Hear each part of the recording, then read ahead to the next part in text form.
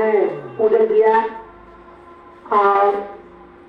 बाबा का यह भीमराव अम्बेडकर बाबा का यह देश था कि हमारा संविधान सभी को समान रूप में बनाए तो सबका मान समान बराबर हो। दोस्तों, बहुत सारे कुर्बानियां हुई, बहुत सारी लड़ाई हुई, लेकिन नहीं कुछ मिल पाया। लेकिन बाबा ने अपना विद्या के बल पर इन्होंने सही और शास्त्रीय संविधान को लिखा है जो पूरे दुनिया में हमारा महान। ठीक है, इस पर जाना हो रहा है।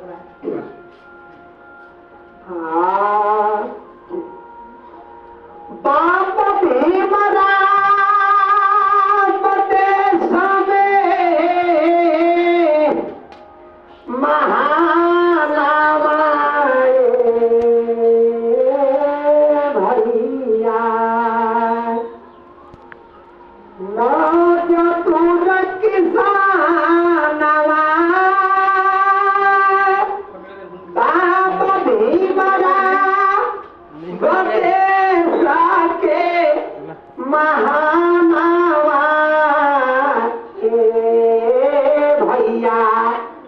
मौज तुर किसानवा, मौज तुर किसानवा भैया, छात्र नौजवानवा,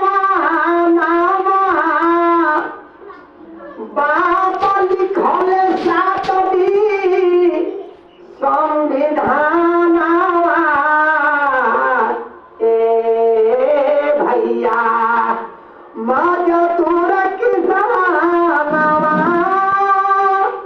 बाबा बनैले एक संविधानवा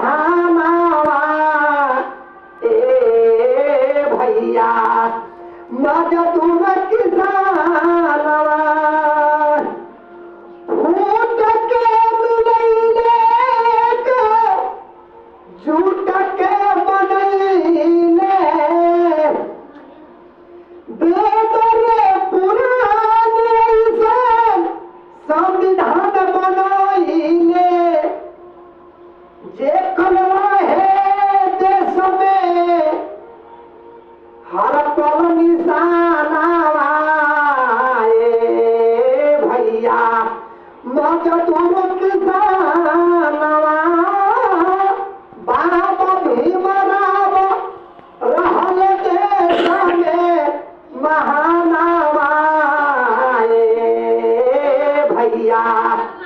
मौज तुर किसानवा, मौज तुर किसानवा हो, छात्र नौजवानवा, मौज तुर किसानवा हो, छात्र नौजवानवा, कभी नहीं भूल है बेकार आहसानवा भैया, मौज तुर किसानवा, बाबा भीमराव अम्बेडकर जी महा